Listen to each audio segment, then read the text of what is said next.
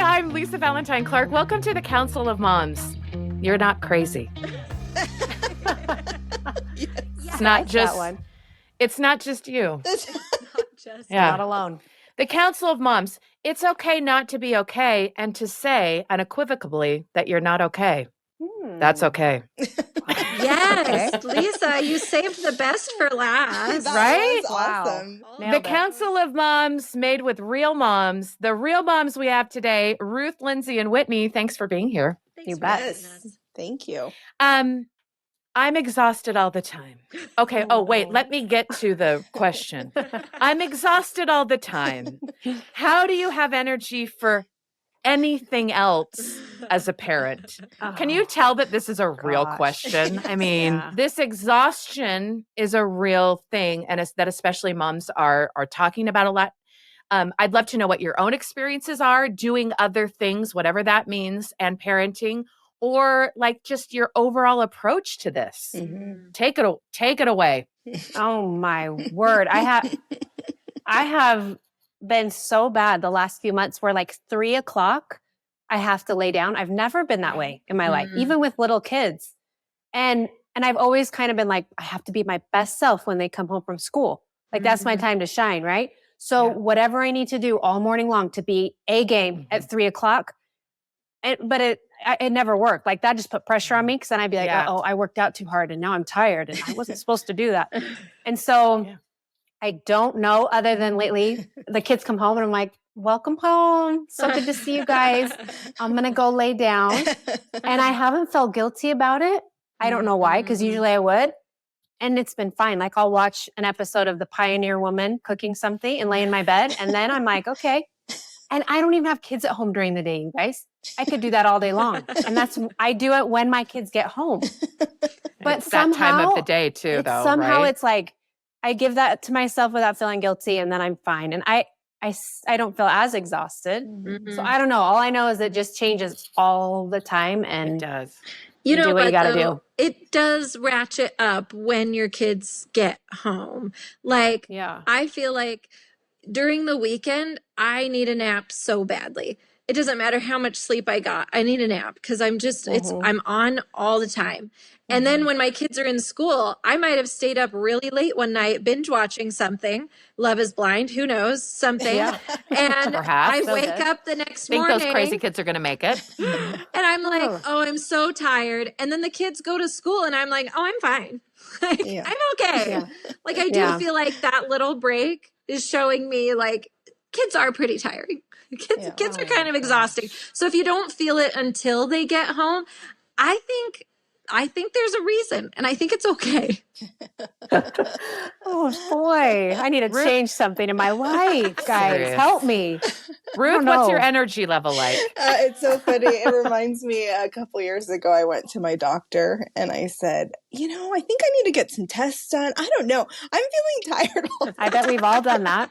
Yeah, we've all done that one. Tests came back great. Always. Tests are awesome. Like, there's got to be something very wrong with me. Yep. They come back fine. And so I'm just like, oh man, the exhaustion is real. And again, I think it comes back to expectations of the expectations we put on ourselves. Like, that I have to be this way. I have to be 100. I have to make sure this, and this. And sometimes we're not listening to our bodies. We're not listening to the needs that we have of that day. For me, it isn't necessarily that every day I have to have this thing happen for me to take care of myself or for me to be okay. And it changes depending on, again, the needs of the day. But I tell myself that when I do take time for myself, it is an investment, not just in me primarily, but it's an investment in my children as well. Me taking that time to do whatever, whether that be sleeping, whether that be exercising, whether that be going and getting a swig, whatever it is, it's an investment for me to be a better mom, essentially, and a form of intentional self-care. And I use the word intentional because I teach about self-care, and I love Netflix and binge. It's my jam. But sometimes we have to be intentional. Like sometimes that's not what I need.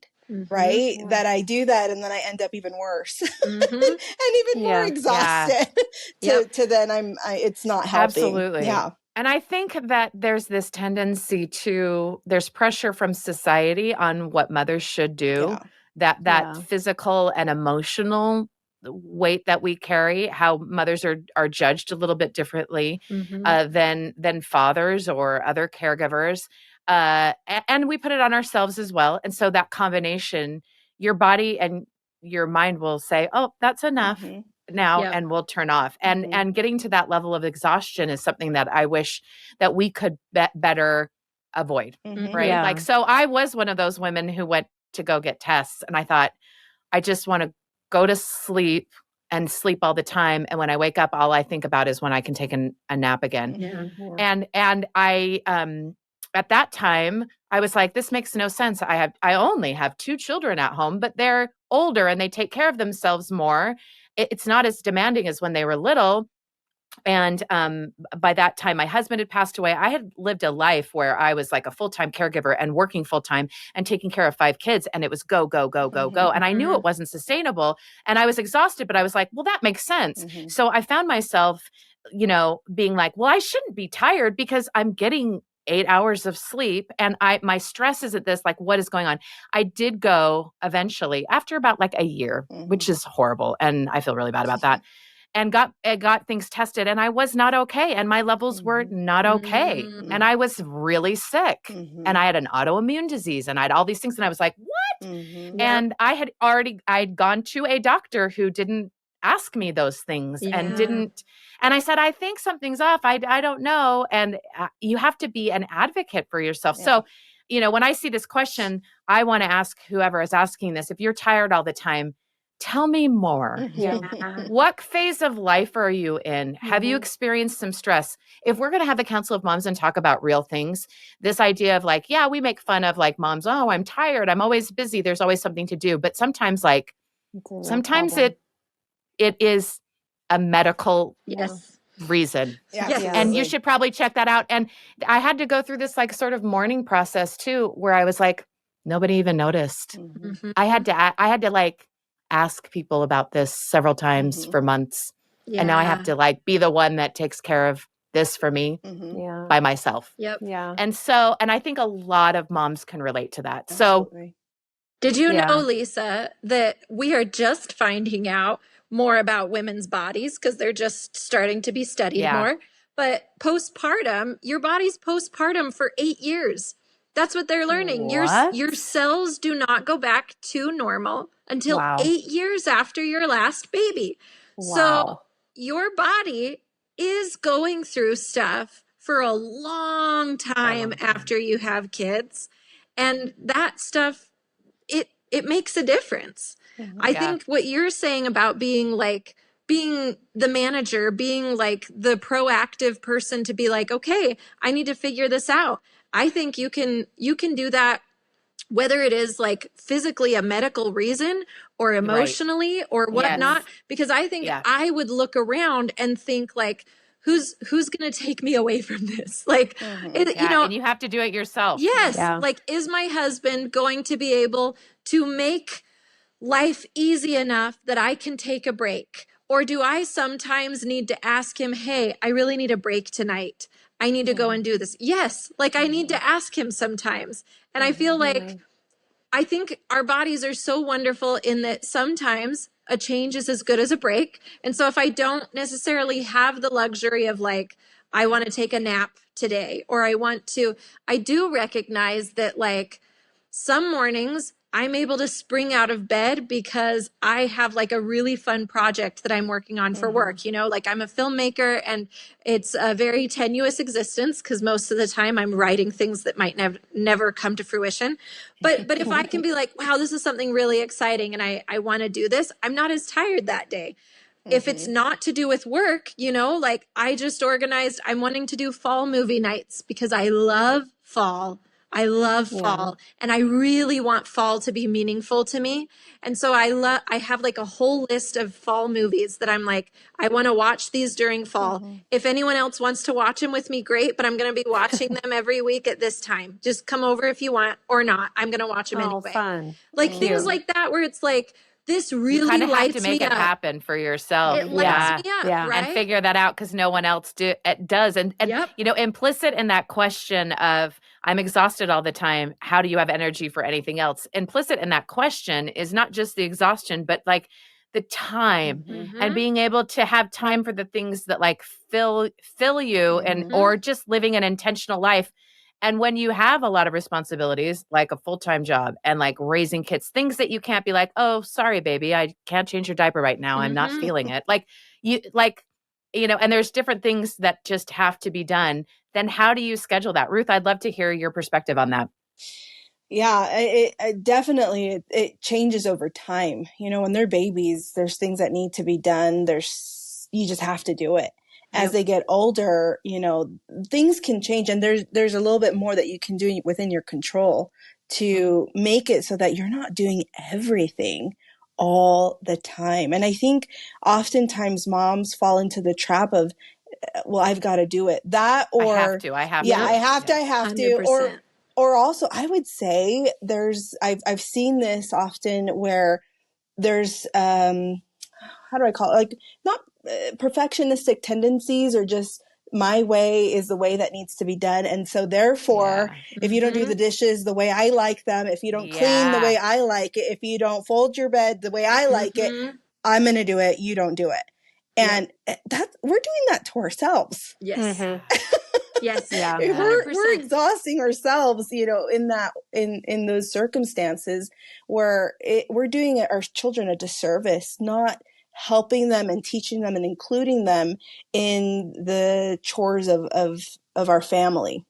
Right. And doing those things. That's a good point. But when they're small, it's really hard. I'm a firm believer of gathering yourself around a community and reaching out, especially in those younger years with younger children. It was important for me to find people that I can say, hey, can I just come over with my baby? You have your baby. And even just having the babies lay there on a mat, but we're talking would fill my cup, even though I still had to clean the diapers and all the things.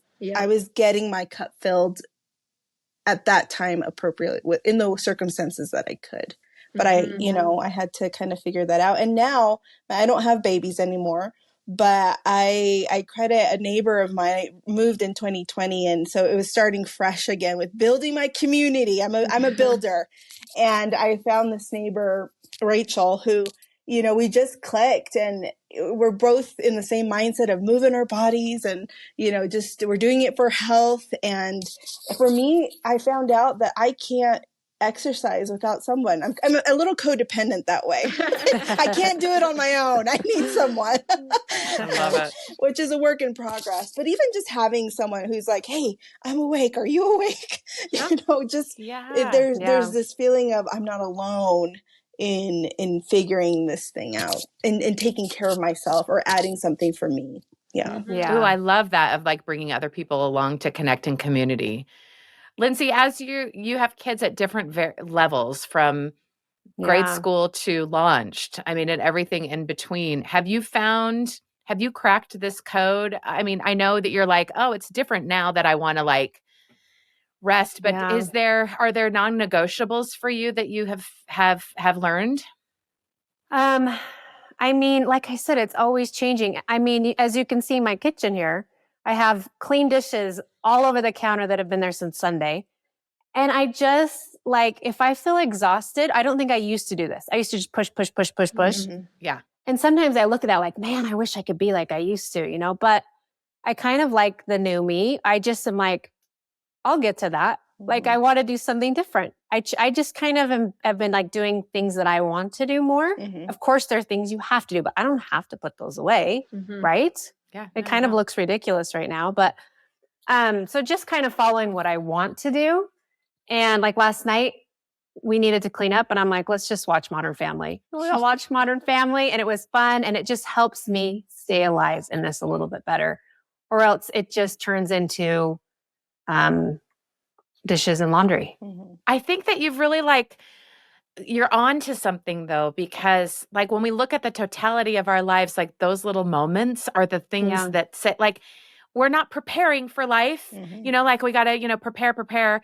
We're living it right now. It's happening as it goes by, and taking those moments, maybe not all the time, but more time than we are, can change your idea. Cause there's different kinds of exhaustion. There's physical exhaustion, but there's also mental and like spiritual, emotional exhaustion too. And so identifying the difference between those, and then encouraging each other and sharing ideas, like Ruth was saying, like with community, like I know that I need to have a really good conversation with another adult today about what I'm really feeling like. And then I can just do whatever, just identifying those little things. Or like Whitney was saying, like, I know that if I need to, sometimes it's this is going to fill my cup, like making this movie or doing this project. And sometimes that's going to like drain my energy. But knowing the difference is really important, or knowing the difference, like Lindsay said, of being able to say, I need to laugh with my family right now and not put away those dishes, is like that comes with wisdom,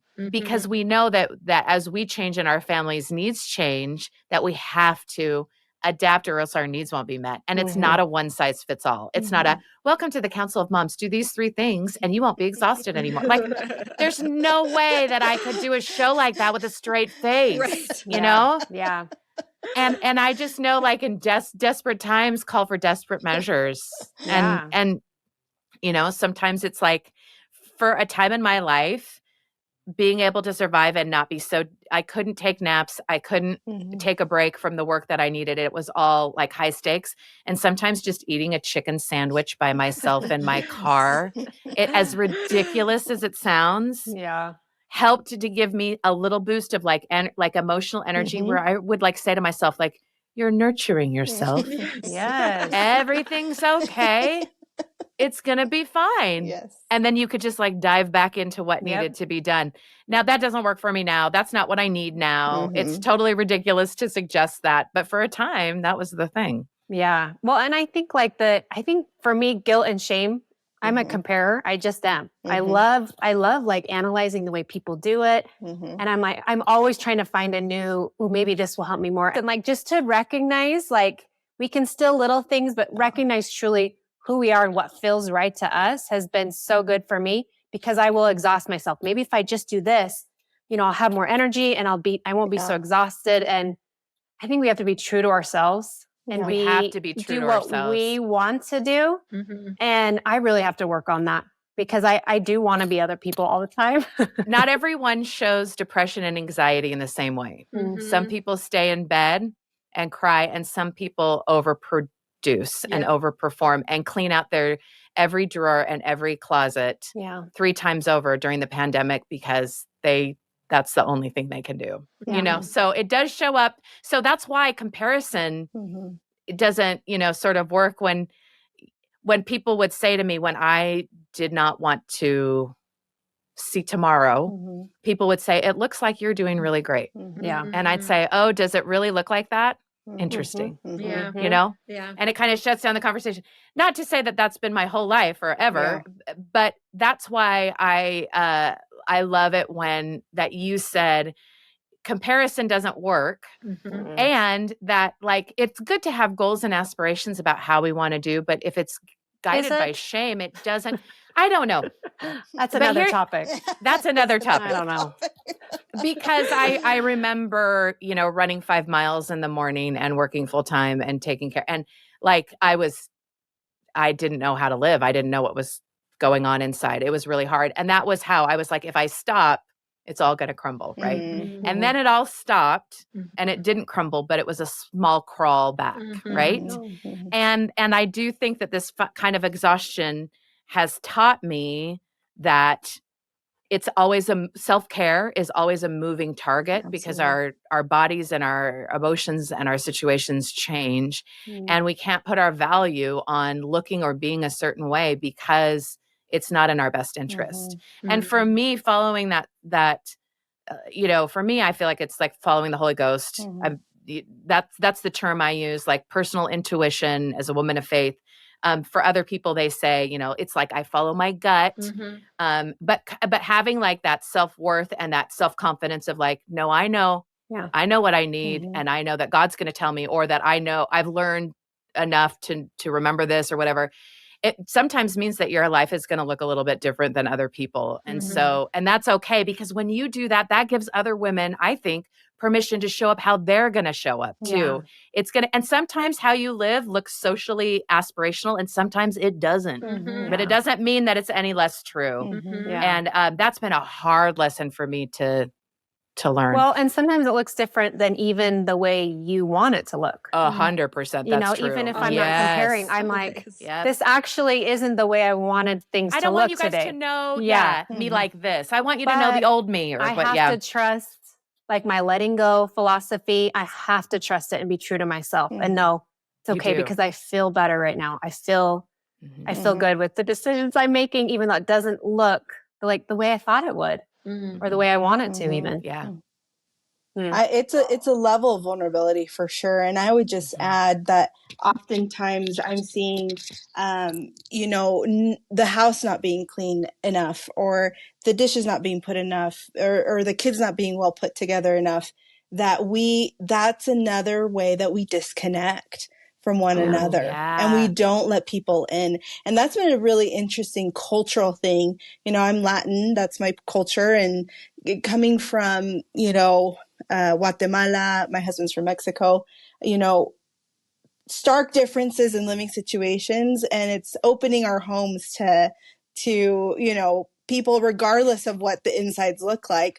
There's definitely a culture here that we live amongst that if it's not good enough, we're not going to be invited in, or we're going to stop people from coming in. And I think sometimes that can create that isolation, even further between mothers and moms at home parenting, that it just, again, makes you feel so lonely in this process. Totally.